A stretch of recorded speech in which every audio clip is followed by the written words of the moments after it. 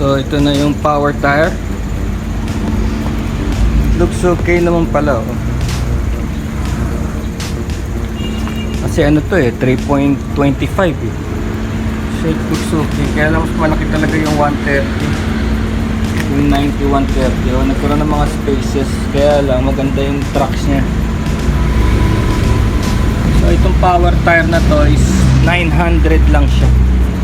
Kailangan niya ng interior, pero balita ko pwedeng gawing tubeless kasi 6 ply. Ayan, oh. 3.25 by 17. And then ayan, oh, pag ang rotation niya, ayan, may rotation pag front, pag ganon, pag nakalagay ito sa rear, pag ganon. So it's a nylon, a bit on the heavy side kasi nga hindi naman siya pang karera, medyo mabigat siya.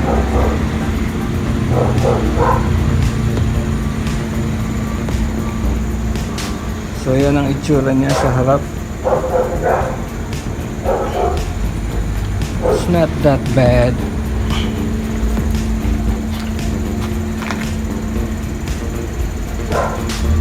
Ngayon tetestingin na natin siya. Pupunta ako ng Makati. Tetestingin na natin performance niya. Bali ang PSI niya ngayon is 32 PSI with interior. So may top coat pa yan, wala matanggal. May konting top coating siya, oh, na madulas. So dapat ingatan din natin yan.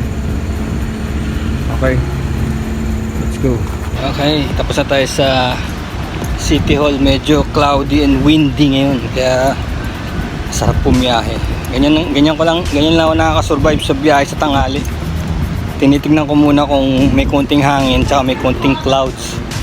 Hindi pwede yung steady tapos 40 degrees, 45 degrees. Oh, mahihilo ka na lang bigla nun. Meron kasi ako nasikasa dito sa Makati. Papers nakuha ko na lahat. Mabilis lang dahil April 25 ko pa pinasok yun. Kinlaim ko lang yun. Tapos dito naman sa labas, madali mag-park. Nakausap ko lang yung mga parking authorities ng mga motor. Alam mo na, pinakaibigan. Yeah, okay. So I landed up here. Maambo ng konti. Riverbank Mall.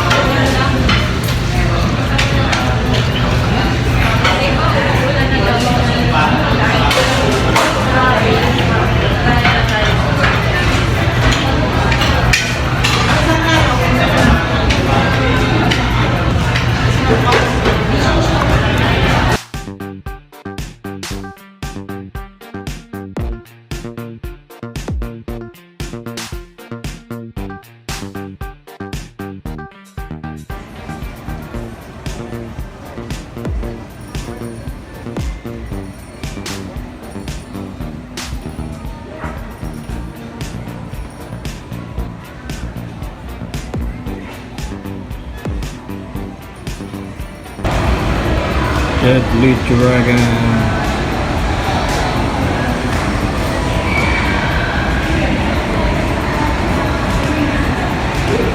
PK.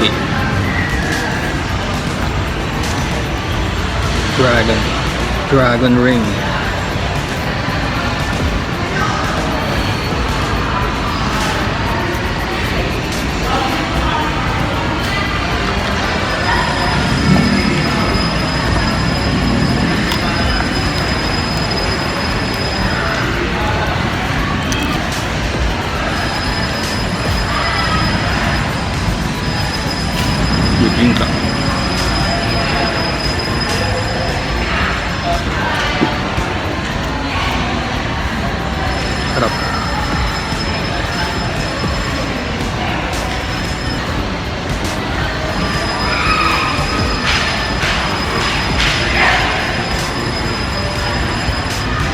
Now, let's talk about the power tire.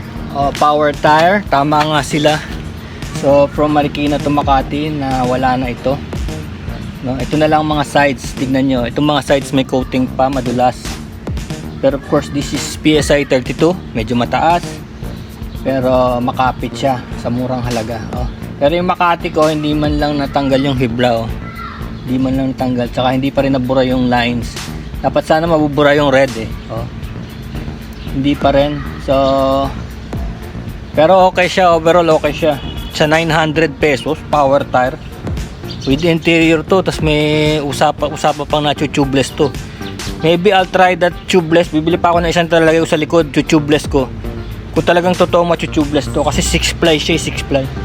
Medyo mabigat pero rough and ready. So okay itong power tire. Ganda niya look. Tsaka pag tinignan niyo yung bike, di naman mukhang Kingkoy, di ba? Hindi naman nagmukhang chipipay di ba? No? Astig pa rin. Kasi nangyari kasi dito nung pandemic, hindi lumabas yung mga bike na to, ginawa lang mga customized tuned, pinalaki yung mga gulong parang cartoons, di ba? Kaso ngayon ang dami na.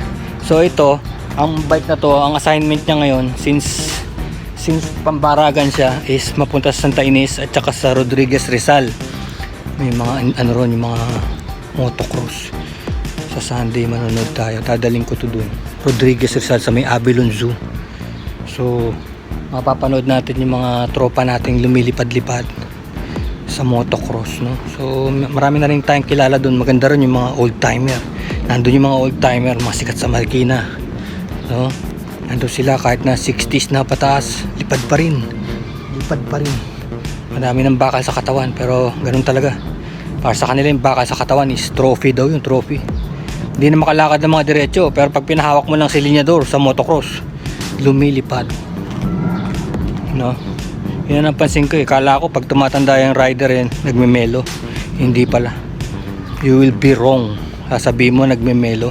Siguro yung rider na yan may tungkod na at daan-daan na maglakad, pero pag pinasakay mo sa motor, lilipad dyan. So yun, peace.